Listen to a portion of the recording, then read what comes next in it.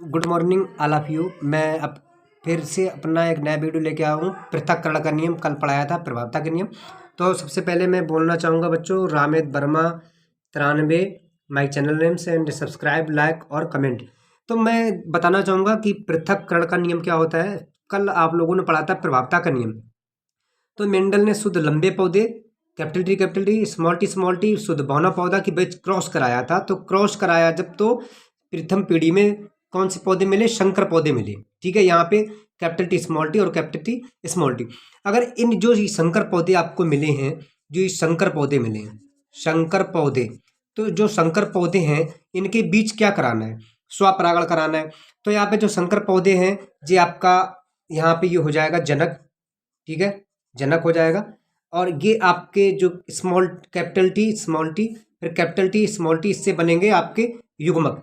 ठीक है, इसी से पौधे से युग्मक बनते हैं।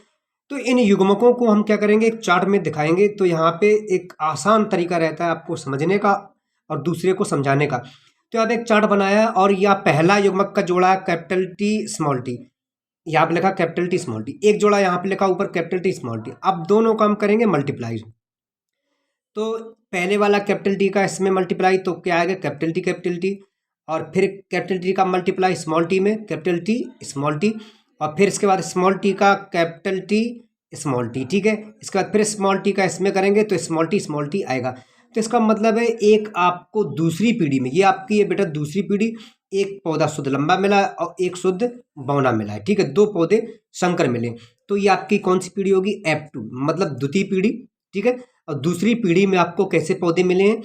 एक शुद्ध लंबा, एक बौना और दो संकर, यानी कि सभी लक्षण पृथक पृथक हो गए, अलग अलग हो गए। इसलिए इसे कहते हैं पृथक्करण का नियम। क्योंकि यहाँ आप देखेंगे पहली पीढ़ी में जो पूर्वज है शुद्ध लंबा है, शुद्ध बौना है, तो यहाँ पे द्वितीय पीढ़ी में उसके लक्षण प्रकट हो गए। ये लक्षण प्रथम पीढ़ी के जनकों में जो संतानें थी उनमें ये प्रेजेंट थे, लक्षण प्रेजेंट थे। और वो प्रथम पीढ़ी के संतानों में जो लक्षण छिपे थे वो फिर से दूसरी पीढ़ी में प्रकट हो गए और उन्होंने लंबापन लक्षण प्रकट कर दिया, यानी कि लंबे पौधे प्रकट हो गए और बौने पौधे प्रकट हो गए।